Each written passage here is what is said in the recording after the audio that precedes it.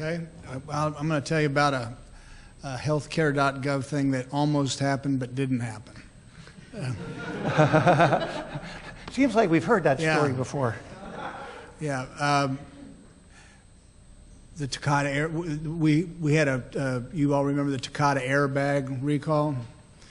Well, NHTSA, National Highway Traffic Safety Administration, had a website called VIN Lookup, and where you could go to this website and you could type your VIN number of your car in and you would get recall information about your car.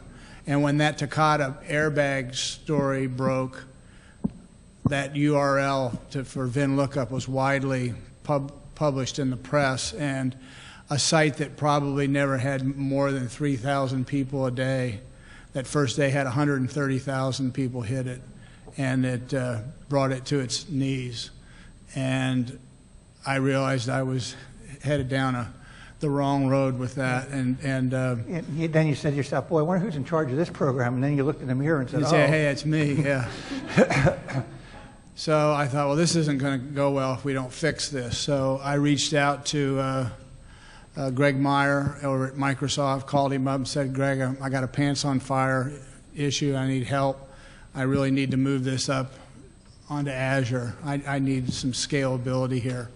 And he was kind enough to bring some resources down, and we sat down and reworked that app and moved it up, struck a deal, moved it up onto the Azure platform. About 3 weeks later, we got the app up, got it running. About 3 weeks later on the Today Show, they did a story on the Takata airbag, and they published that URL again. And that Monday, 15 million people hit that application. And it scaled up and scaled down. And I didn't even hear about it for 2 days, which tells you. 2 days later, someone came to me and said, yeah, we had 15 million hits on Monday, and it was all cool. It was just fine. That is really cool story.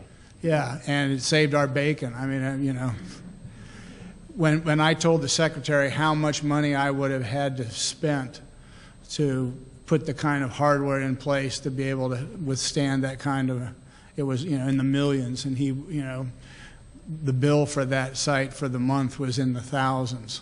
And it was a real teaching moment for the department because it made the cloud real.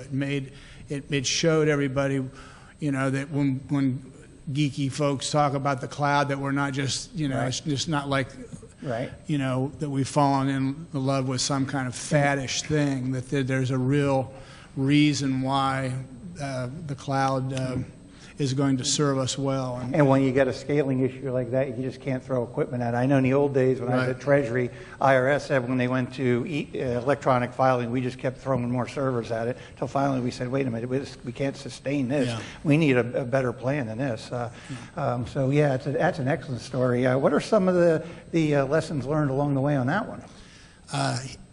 Don't hesitate. I'm glad I picked up that phone and made that phone call. We need to architect.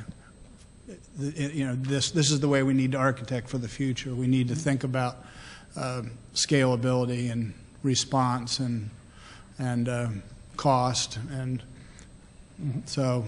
And do you think the key to success there was that industry-government partnership? I mean, yeah, absolutely. Saying, absolutely. If we partner together, we can make this happen? Yeah.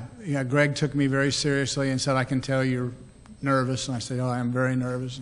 Mm-hmm. He brought people who it was funny because we got him in the room and we said, have you ever had it, because we said, do you know how to scale an app up to like 1 million hits a day? And they kind of looked at us like, right.